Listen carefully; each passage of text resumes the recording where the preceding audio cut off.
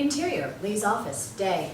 Lee stands by her desk, her head cocked so that she can look out the window as well as at the digital clock on the wall. The digital clock displays 9:15 a.m. Bob walks up and stands in the open doorway, which is opposite Lee's back. Bob has his sports coat slung over his shoulder. Lee senses Bob and sharply turns directly towards him. 9:15, Bob. Really? Jet lag. Besides, you're not giving me a particular time beyond as soon as you arrive. Perhaps it would be better if we both sat down. Lee points to an armless chair directly in front of her desk. She then gracefully slides into her executive chair. Bob walks over to the armless chair, glances at the front legs of the chair for a moment, then drops into the seat of his chair. What was that? What was what? You looked at the front legs of your chair. Well, I was making sure they're not sawed short. It is an old executive trick to intimidate employees. This is China. We have much better ways of doing that. Lee glances at her laptop computer screen for a moment, then looks at Bob. I have received a set of confidential emails you sent Darren. Don't worry. Darren sent them to me for reasons I'm about to explain. You appear to have a very unique view of our potential clients in the West. Well, if by unique you mean that I feel they're largely self-serving jackasses, unworthy of the people they are supposed to serve, then yes, I have a unique view of them. At one time or another, they have portrayed not only their own people, but also the innocent peoples of Asia, Africa, you name it. Every country has done this at one time or another. Are you not being a bit judgmental? Judgmental. Darren is an American who invented Hypertube, yet he has been blocked at every turn from providing Hypertube service to the continental United States. Had China and Russia not intervened, we would not even have the Seattle edition. The only reason Hawaii allowed us to proceed is their traffic and tourist problems forced them to seek a radical solution. On the other hand, all of the BRICS nations have either constructed Hypertube systems or are in the process of doing so. That is correct.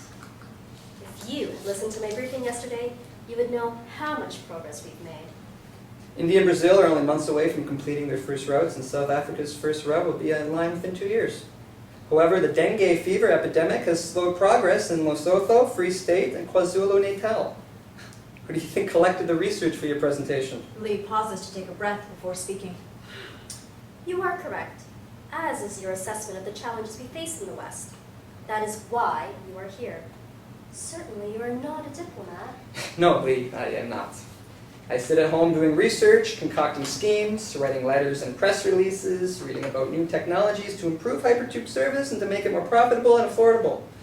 And I do my best to convey this information through both print and media, plus convincing thick-skulled executives of the practicality of my plans.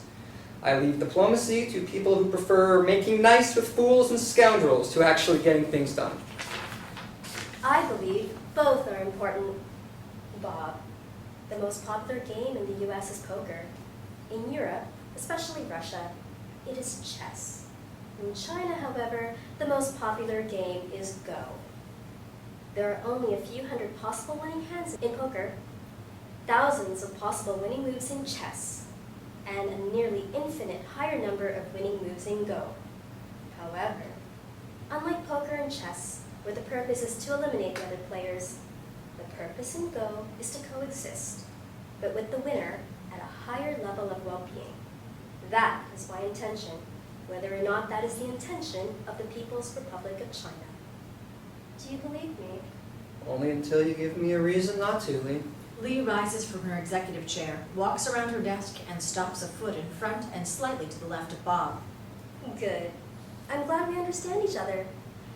Can you stay away from your home in Savannah for the next several months and travel with me to visit potential clients if we are successful? Don't you mean when?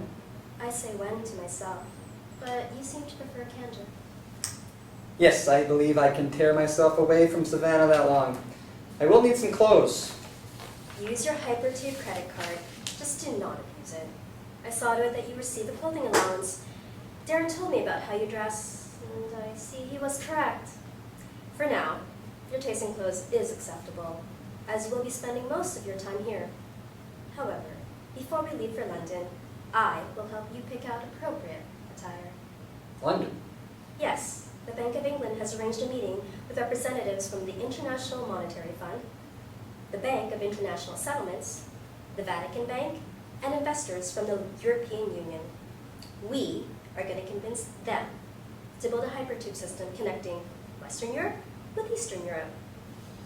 But first, you will examine every country on our client list and report your findings to me.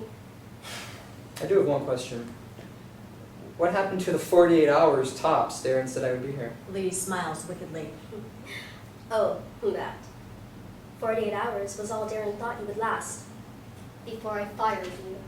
Fade out.